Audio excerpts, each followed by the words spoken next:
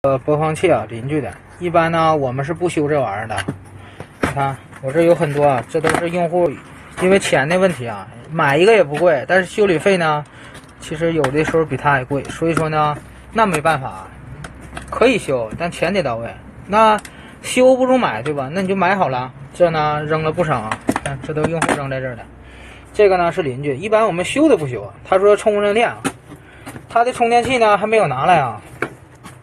然后呢，一会儿咱们给它测试一下，看能不能充上电。然后呢，大家看这个位置，看到了吗？这是正极啊，这个呢是负极，这明显呢就是摔断了，也有可能是它和电池呢接触不良造成的。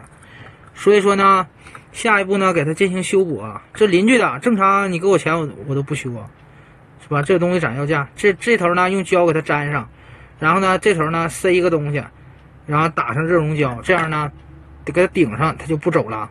这样就可以用了，就是用这个胶棒啊，然后修补上呢，咱们测试一下电流啊。测试电流呢，就用这个，非常给力啊。这个现在呢，给它修补上了，看了吧？这头它缺肉，所以说给它用热熔胶给它粘上了。然后呢，它没有后盖，这是摔了。咱们呢找一个纸壳硬一点的，给它当个挡板，然后呢后面呢拿透明胶带给它勒上，这样式呢是吧？插这个松动啊。然后呢，基本就可以了。然后一会儿呢，测试一下，给大家看一下的啊，看看它这个充电电流之类的啊，让大家看一下修补后的效果啊。这头呢，里面呢是电池啊，缺肉呢我用热熔胶补上了，然后呢用了一个硬纸壳给它糊上，然后用透明胶给它粘上了，这样式呢，是吧？它可以继续对付用。然后现在呢，它这个开机是正常的，这是一个老式的播放器啊。这头呢是插 T 卡的，也就是内存卡，没有 U 盘模式啊。然后我也没有 U 盘，所以说就不给它试歌曲了。然后呢，我找了一条充电器的线，然后怼上了。这呢有充电提示，大家看了吗？这个呢就是代表着它在充电。然后呢，我把手机拿下来，让大家看这头。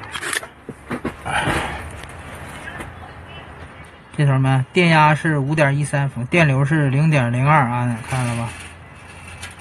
啊 ，0.02 安时。然后我把这个数据线拔掉，不充电的时候呢是没有电流的，充电的时候呢，